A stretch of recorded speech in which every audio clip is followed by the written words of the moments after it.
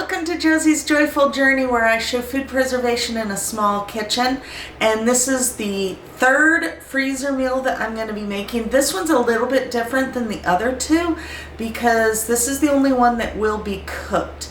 So I'm going to be making a chicken teriyaki with rice, and I will be freezing them in these blocks. So that way the person that I'm giving it to, it'll make it a lot easier to for them to just pop out however much they need and throw it in the microwave and have a great wholesome meal. So let's get started. All right, let's go ahead and start on the marinade. I got the chicken thighs cut up, and unlike the previous time when I worked with chicken, this time I did trim as much as the fat as I reasonably could, and they're roughly the same size, just as you normally would with any stir fry. So I'm doing a sweet ginger teriyaki. This is actually my favorite teriyaki sauce. I love this. And then I like adding just a touch of honey. It just gives it a nice depth of flavor.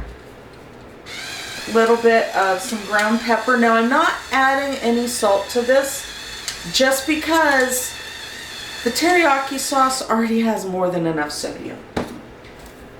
And then get some garlic powder up in there. Now, of course, this is going to have some fresh garlic as well as fresh ginger. It's just for the marinade. I like throwing a little extra garlic in there. And it looks like we need just a little more teriyaki sauce. And we will close this up and just give it a good massage. That's what we want to do. Give it a good massage. Now, while this marinates, we're going to cut up the veggies. So I will get that all set up and I'll be right back. Since I'm going to be cutting these onions differently than how I've shown in the past and all my other onion videos, this time I just kind of want a rough chop that's going to be about the same size as the other vegetables. So I just cut off the one end, peeled it, and just going through slicing. This is kind of the opposite of how I normally would do it. And then I'm just going to go through and just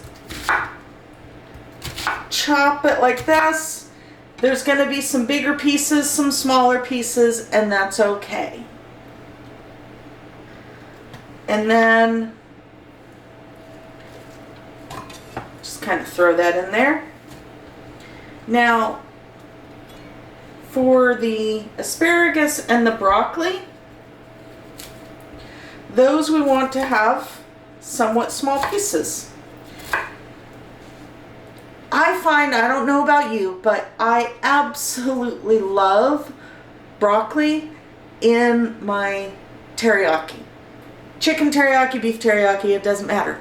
I love broccoli in it. And then the last time I made it, I threw some asparagus in there, and oh my goodness, did my husband and I love it so much. So when I was telling him that this was what I was going to be making, he was like, you have got to add that asparagus in there because that was fantastic. So, and similar sizing, and with asparagus, I find it easier if I leave that bottom rubber band on there. That way it doesn't go rolling around or anything. And then I can make nice, even cuts. And you don't want to waste the broccoli. Now, these ends are woody. You're not going to be cutting those, but pretty much right up to the rubber band. And you are good. And yes, I did wash it before doing this. So I'm going to go ahead and finish doing this. Oh, and whoops, where's my, oh, here it is. For the garlic, I do use a garlic press. I'm going to finish chopping up these veggies and then I will be back. So a couple of quick things I wanted to touch on right here is, if you are throwing away the stems of the broccoli, you're throwing away arguably the best part. This definitely can be chopped up and thrown in. Every bit of it is fabulous. Now, for the ginger on this, I'm going to go ahead and put it in here with the garlic. And I'm going to use a planer. And I've already got most of it peeled. And just get that in there. And I'm going to peel the rest and get that in there in the bowl with the garlic. The chicken's been marinating for a little while, and this is nice and hot. So what I'm going to do is just start plopping this in there. And yeah, obviously it gets loud. I put a healthy dollop of olive oil in there. And yes, this is a lot of chicken for a rather small wok, but we make it work. It worked last time. It probably just takes a little longer. So I'm just kind of shaking off the marinade, the excess marinade, as I'm throwing it in here. Now, for most recipes that call for onions, I would normally be throwing the onions in there first, but this is a little different. I want to get the chicken done first, and then I'll throw the onions, then the garlic, and all that. So we're just going to get all of this in here. And really, by the time this video is published, the person that all of this is for will have already gotten it. So, I might as well just tell you guys. My boss's wife is about to have a baby. So, that is who I'm making all of this for. Because we all know that, you know, things get hectic, things get really busy, and they already have a little boy. So I figured that, you know, just something to make their lives just a little bit easier would be a nice thing. Now, this is going to take a little while.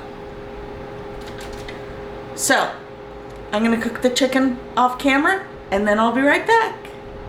I just checked the temperature on the largest pieces of chicken in here, and they are at least 165. This is one of those things that I will always check the temperature because I'm not about to take any chances, especially with chicken. Nah. So, we've got these veggies here, and this is going to be a really, really tight fit, but you got to trust the process. Those go in. I'm going to let these go for just a few minutes, and then I will be adding the onions, the garlic, and the ginger. And I have the rice all done, and it's cooling off. So when the rice is cooled, well, not completely cooled off. Here's the thing with rice, is that you do not want to let rice stay in the temperature danger zone for too very long. between the 41 and 141. So you want to let it cool off a little bit and then make sure that it goes in the fridge or the freezer. I had an emergency phone call, but I couldn't stop cooking. So what I did is the little bit of marinade that was left, I put that in there. The onions and the garlic and ginger, those are all in there. So now we're really just cooking it until those veggies are cooked. And once we do that, then we are going to let this cool off. And then we will put it in those little containers and get them frozen. And what I was saying about the rice is that you don't want to let it set out for over an hour. That's really the key thing, is do not let it sit out for over an hour. You want to, this is what I'm going to be freezing it in. And I've got another one. And so you just want to put that in there, get it in the freezer, or however you're going to be packaging it. So far I'm really loving these though. I'm gonna finish this up, and then once I know it's cooled off, then we can get to putting them in the little cubes. I got the rice packed into these cubes. In fact, it did 8 1-cup cubes absolutely perfectly, so yay! Now what I'm gonna do with this is I'm actually using a slotted spoon. I have my reason. So what I'm gonna do, these are 2 cups each. And I'm going to divvy these out amongst these. And then take that yummy juice and then divvy it up amongst them. That way, all of them have some yummy juice. There's about an equal amount of the teriyaki. And I'm gonna see just how much of these I can fill up. This turned out perfectly. Look at that. Nice, filled up to the top. I can fit the lid on there. And there are 4 of these, which works perfectly with the 8 1-cup things of rice. So I'm going to get these into the freezer so that they'll be ready to give to my boss as a gift. And really my hope here is that I can inspire you to do some smaller freezer meals for, if you have a smaller freezer. That way you can still have the frozen casseroles, lasagna, even these. You can make these freezer meals, but in these smaller quantities to fit your needs. And one last thing, when it comes to cooking in a small kitchen, cleanliness is the key. Absolutely, you have to be cleaning as you go. Every step, I have to stop, wipe everything down. If I'm done with some pots, pans, bowls, whatever, I go and I get those washed, and then I come back and do the next step.